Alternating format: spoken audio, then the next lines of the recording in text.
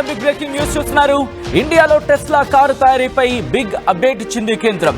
ఇండియాలో Tesla car తయారీకి Musk అనాసక్తి, అవును ఇంట్రెస్ట్ చూపించట్లేదు అంటూ కూడా చెప్పుకొచ్చింది. ఇంట్రెస్ట్ గా లేడు మ్యానుఫ్యాక్చరింగ్ కి సంబంధించి అంటూ కూడా చెప్పుకొచ్చింది కేంద్రం. మస్క్ ఇండియాలో పెట్టుబడి పెట్టేందుకు ఆసక్తి చూపడం లేదంటూ చెప్పుకొచ్చారు కేంద్ర మంత్రి కుమారస్వామి. కేవలం షోరూంలు మాత్రమే ఏర్పాటు చేయబోతున్నట్లు ఆయన చెప్పుకొచ్చారు.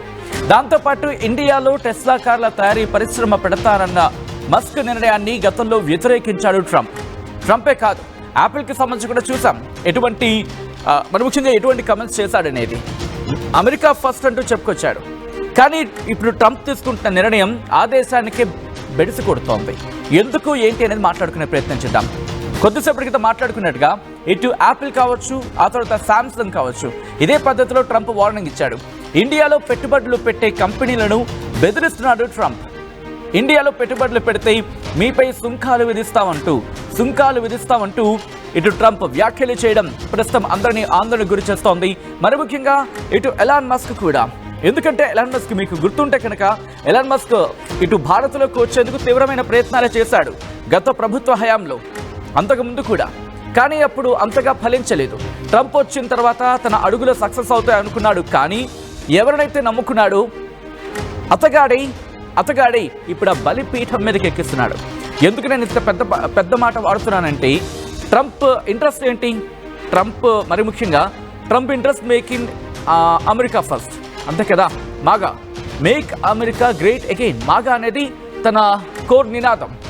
దీంట్లో ఏం చేస్తున్నాడు? ఎవరైనా ఇన్వెస్టర్స్ కావచ్చు, లేకపోతే ఎవరైనా ఇండస్ట్రియలిస్ట్ కావచ్చు, లేకపోతే ఎవరైనా ఎంతూసియాస్టిక్గా ఉన్నవాళ్ళు కావచ్చు, మరి ముఖ్యంగా తన దేశానికి సంబంధించిన వాళ్ళు వీళ్ళు ఎవరైనా విదేశాల్లో కనుక పెట్టుబడులు పెట్టినా, విదేశాల్లో కనుక మ్యానుఫ్యాక్చరింగ్ యూనిట్స్ డెవలప్ చేసినా వాళ్ళ మీద సుంకాలు విధిస్తానంటున్నాడు. ఒక విధంగా చెప్పాలంటే సుంకాలతో వాళ్ళని పూర్తిగా ఇబ్బంది పెడుతున్నాడనే చెప్పుకోవాలి. యాపిల్ మీద ఎటువంటి వార్నింగ్స్ ఇచ్చాడో సందర్భాన్ని చూసాం. యాపిల్కి సంబంధించి చెప్పాడు. తర్వాత సామ్సంగ్ నుంచి కూడా మాట్లాడుకున్న సందర్భం. ఇప్పుడు ఎలాన్ మస్క్ ఇండియాలో, ఎందుకంటే 150 కోట్ల మంది జనాభా ఇక్కడ. ఎవరైనా ఏం కోరుకుంటారు? ఎక్కడైతే మార్కెట్ ఎక్కువ ఉంటుందో, ఎక్కడైతే జనాభా ఎక్కువ ఉంటారో, ఎక్కడైతే వాళ్ళ మార్కెట్ని ఎస్టాబ్లిష్ చేయాలనుకుంటారో అక్కడ మ్యానుఫ్యాక్చరింగ్ యూనిట్ డెవలప్ చేసి అక్కడ కనుక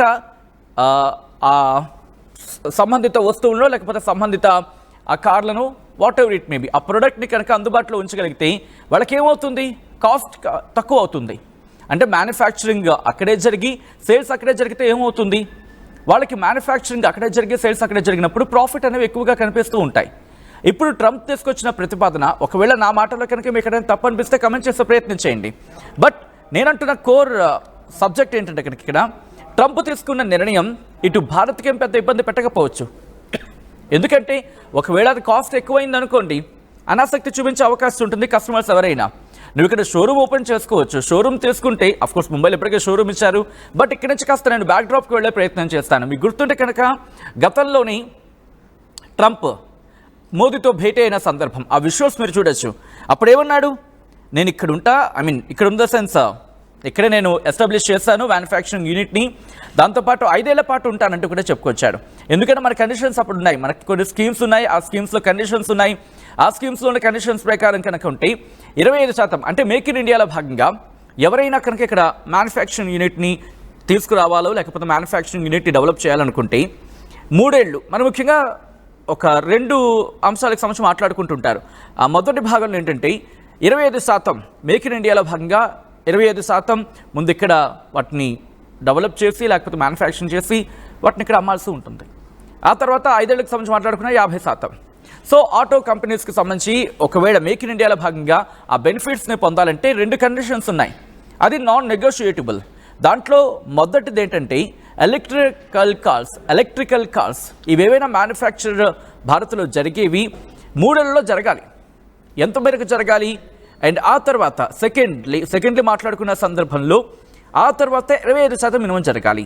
అంటే 5 ఏళ్లకు సంబంధించి 50% ఇండైరెక్ట్గా, అంటే 3 ఏళ్ళు ఆ తర్వాత 5 ఏళ్లకు సంబంధించి, అంటే ముందు 3 ఏళ్లలో 25%, ఆ తర్వాత 5 ఏళ్లకు సంబంధించి టోటల్గా 5 ఏళ్లలో 50% జరగాలి అనేది ఈ అగ్రిమెంట్కి సంబంధించి అనేక కంపెనీలు ఒప్పుకున్న మాట కూడా చర్చ జరుగుతూ ఉంటుంది.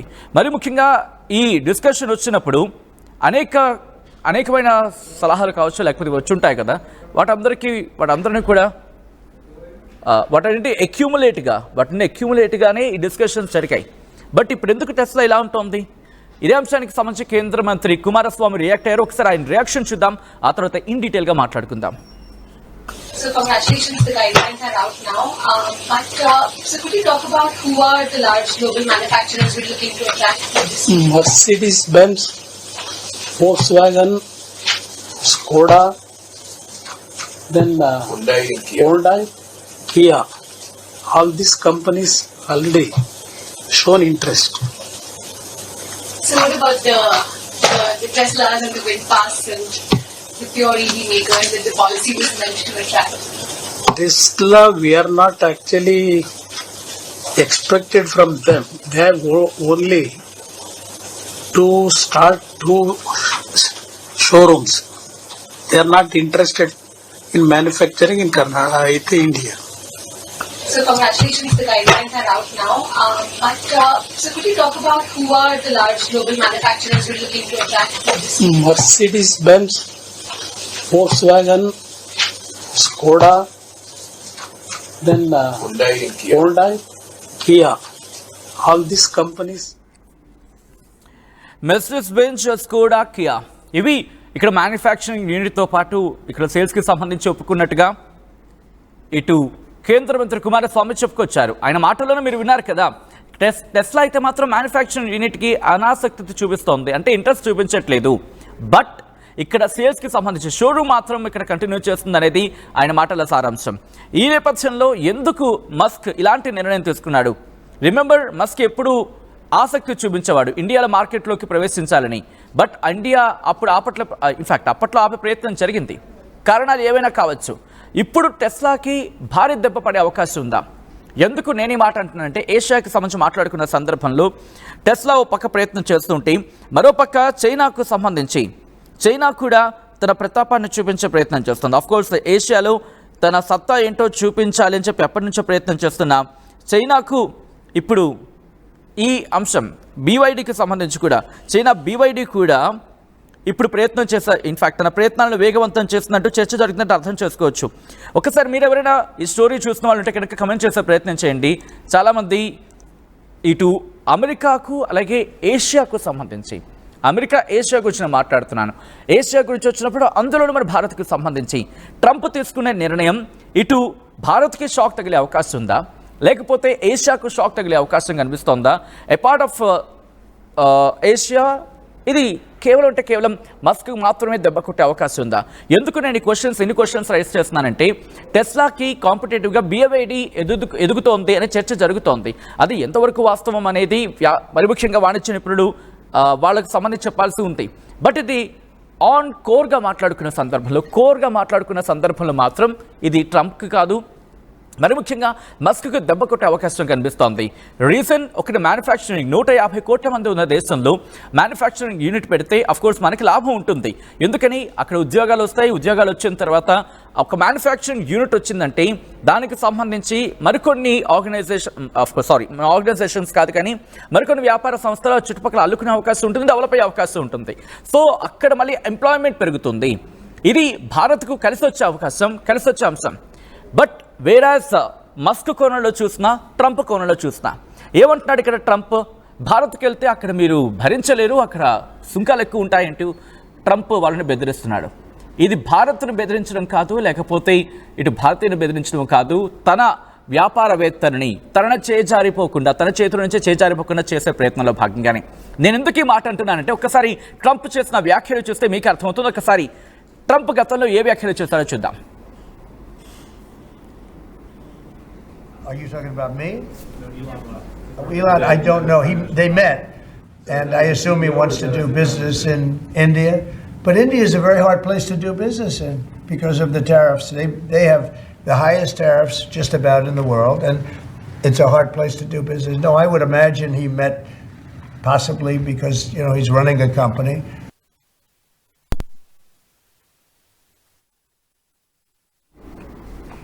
Right.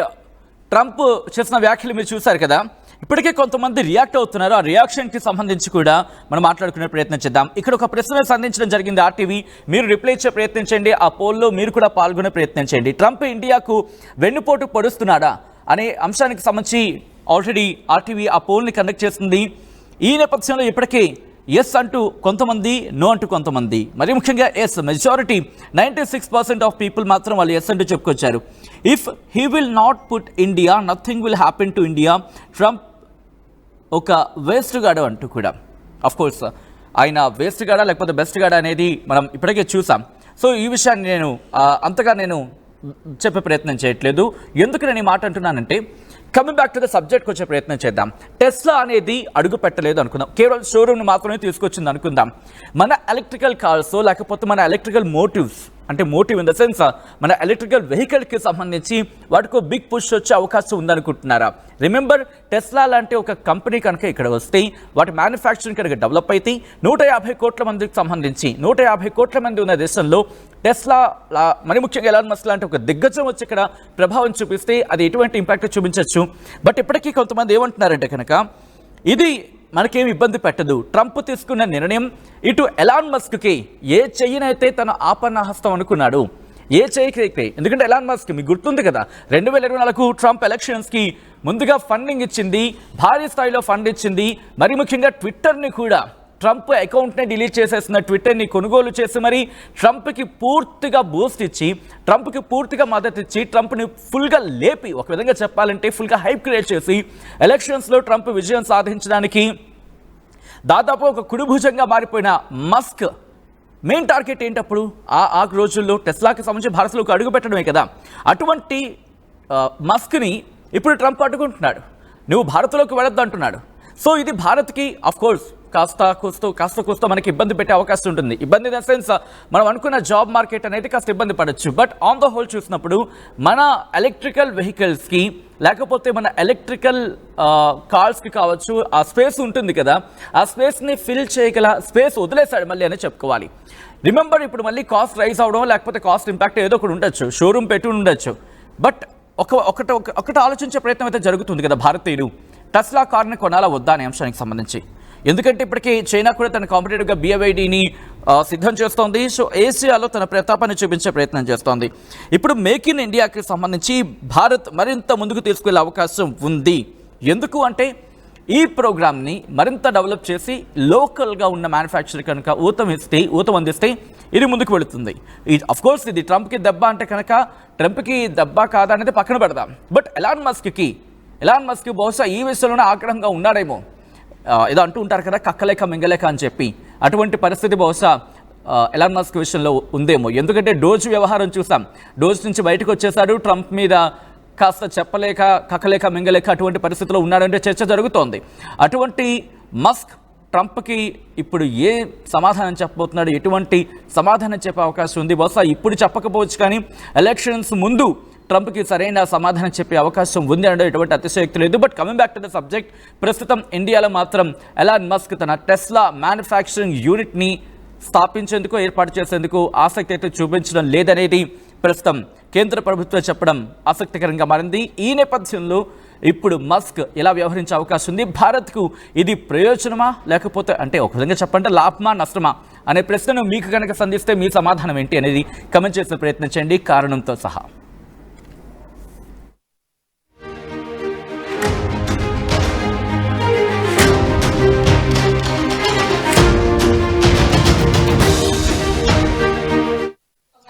The guidelines are out now, so could you talk about who are the large global manufacturers we're looking to attract to this? Mercedes-Benz, Volkswagen, Skoda, then Hyundai, Kia. All these companies already shown interest. So what about the Teslas and the VinFast and the pure EV makers that the policy was meant to attract? Tesla, we are not actually expected from them. They have only to start 2 showrooms. They are not interested in manufacturing in India. విడుదలైన JEE advance 2025 ఫలితాల్లో Sri Chaitanya programs దే all time record. All India first ర్యాంకుతో పాటు all India open కేటగిరీలో 3, 5, 6, 11 ర్యాంకులు ఒక్క శ్రీ చైతన్యవే. ఇక IIT JEE ర్యాంకులకు చిరునామా శ్రీ చైతన్యనే. జేఈఈ అడ్వాన్స్డ్ 2025లో నారాయణ టాప్ ర్యాంకుల సంచలనం. ఆల్ ఇండియా థర్డ్ ర్యాంక్ నారాయణదే. 4th, 6th, 7th, 10th లాంటి టాప్ 10లో 5 ర్యాంకులతో వేరెవ్వరికీ దక్కని విజయం నారాయణదే.